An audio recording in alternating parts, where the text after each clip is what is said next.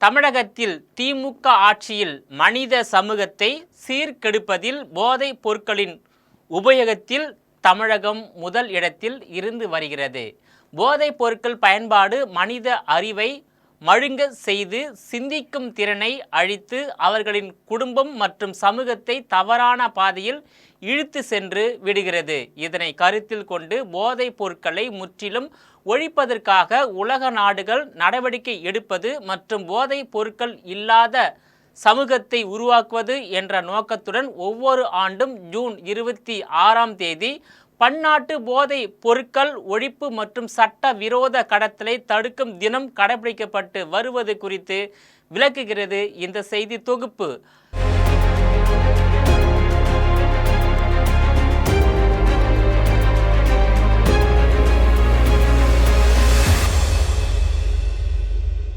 மனித சமூகத்தை அழிப்பதில் போதைப் பொருட்கள் உபயோகம் முதலிடம் வகிக்கிறது. போதைப் பொருட்கள் பயன்பாடு மனித அறிவை மழுங்க செய்து சிந்திக்கும் திறனை அழித்து குடும்பம் சமூகத்தை தவறான பாதையில் இழுத்து சென்று விடும் என்பதால் இந்நாளின் முக்கியத்துவம் நாம் அனைவருக்கும் தெரிந்திருக்க வேண்டியது காலத்தின் கட்டாயமாகும்.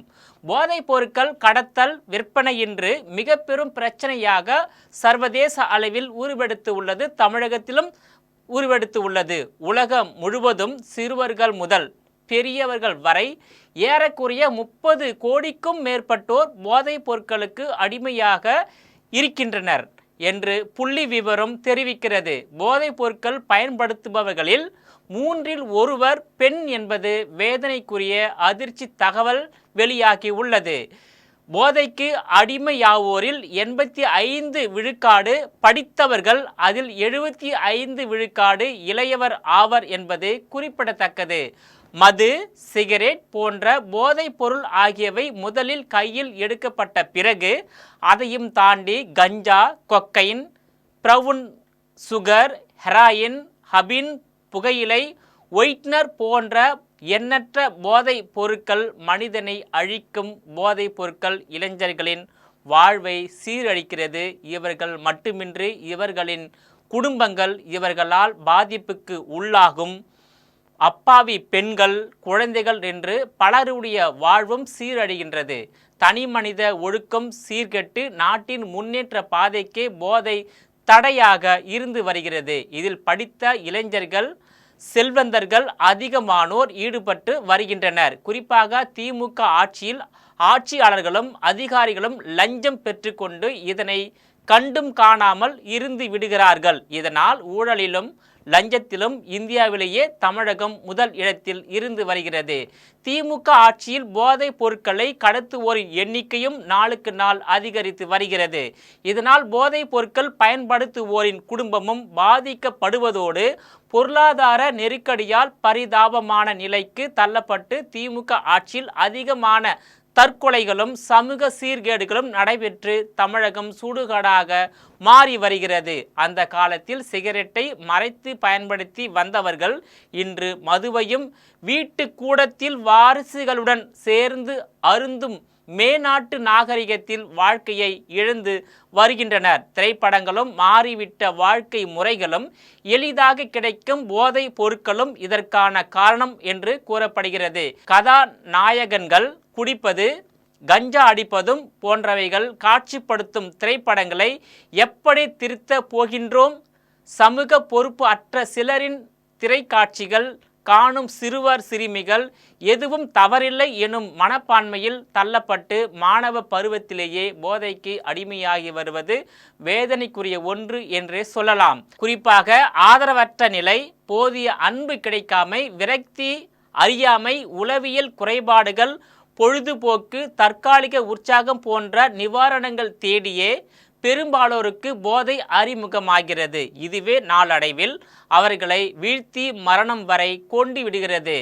ஒருவர் போதைக்கு அடிமையானால் பாதிக்கப்படுவது அவர் மட்டுமல்ல, அவரது குடும்பம்தான். முக்கியமாக அவர்களின் குழந்தைகளின் நிலை கேள்விக்குறியாகி அவர்களும் போதையின் வழியில் செல்லும் வாய்ப்புகள் அதிகம். போதைப் பொருட்களை அதிகம் பயன்படுத்துவதால் கொள்ளை, கொலை, வன்முறை, தற்கொலை, ஜாதிய மோதல், மதம் ரீதியான மோதல், போன்ற பல குற்றங்கள் சமூகத்தில் அன்றாடம் அதிகரித்து வருகின்றன.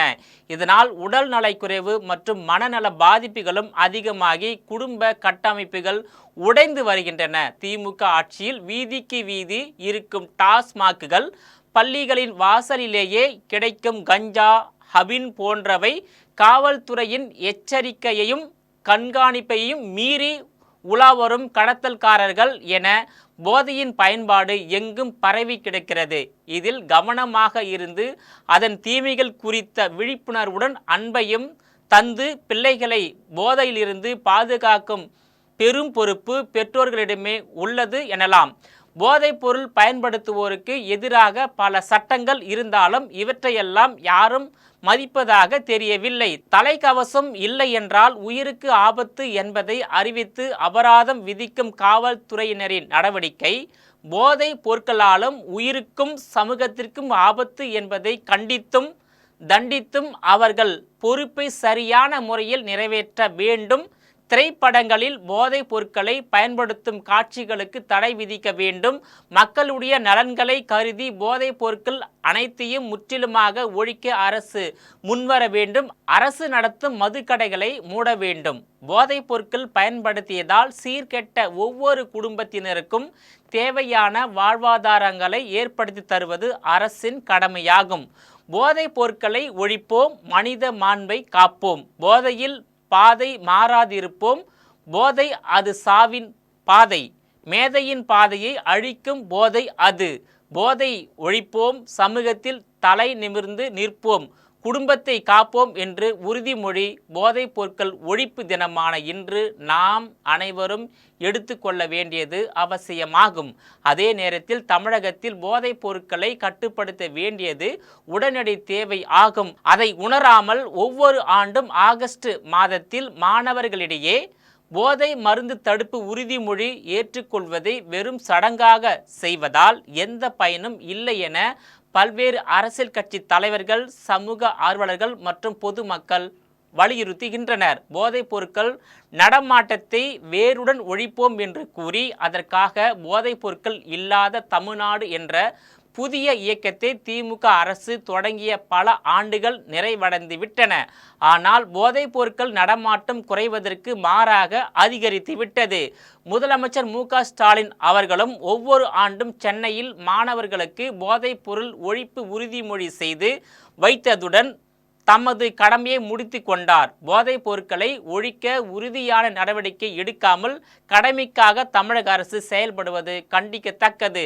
தமிழகத்தில் திமுக அரசு பொறுப்பேற்ற சில மாதங்களிலேயே முதல்வர் மு.க.ஸ்டாலினை பல்வேறு அரசியல் கட்சி தலைவர்கள், சமூக ஆர்வலர்கள் நேரில் சந்தித்து தமிழ்நாட்டில் போதைப் பொருட்கள் நடமாட்டம் அதிகரித்து வருவதையும் அதனால் மாணவர்களின் எதிர்காலம் பாதிக்கப்படும் என்பதையும் சுட்டிக்காட்டி அதை தடுக்க உறுதியான நடவடிக்கைகள் மேற்கொள்ளப்பட வேண்டும் என வலியுறுத்தினார்கள். அதை ஏற்றுக்கொண்ட முதல்வர் மு.க.ஸ்டாலின் அதன் பிறகு தான் போதைப் பொருட்கள் இல்லாத தமிழ்நாடு இயக்கத்தை தொடங்கினார். ஆனால் அதன் பிறகு 2 ஆண்டுகள் ஆகியும் தமிழ்நாட்டில் போதைப் பொருட்கள் நடமாட்டம் கட்டுப்படுத்தப்படவில்லை.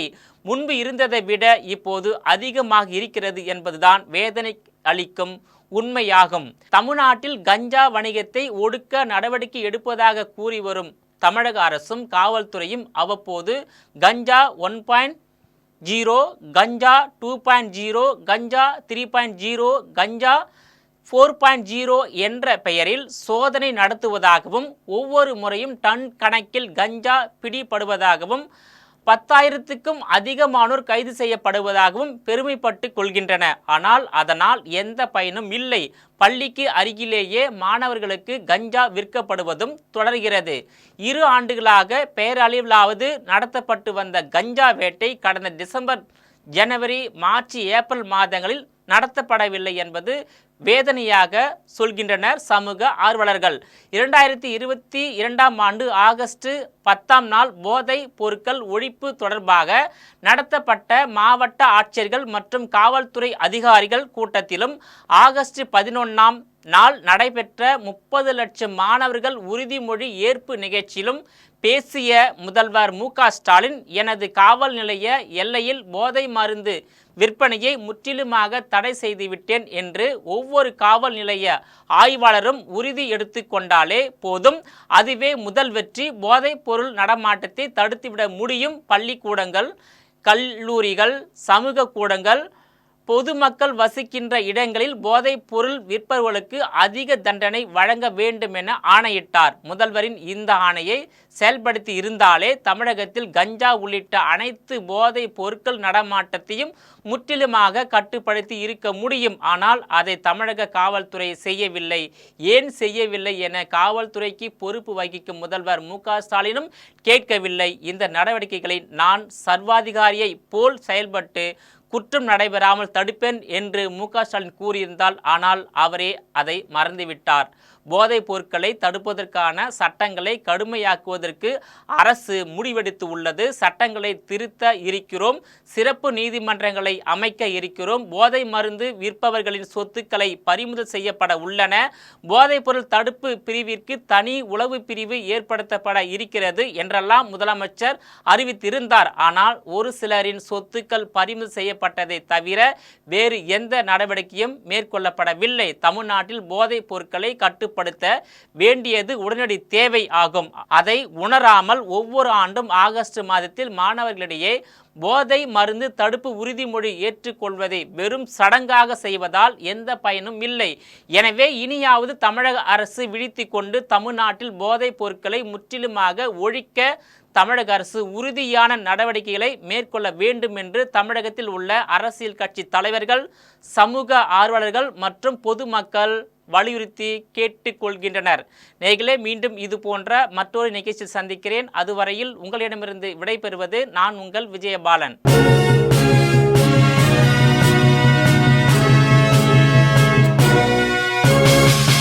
உடனுக்குடன் அப்டேட் தெரிந்து கொள்ள ஜெம் டிவி தமிழ் ஆப்பை இன்ஸ்டால் செய்யவும்.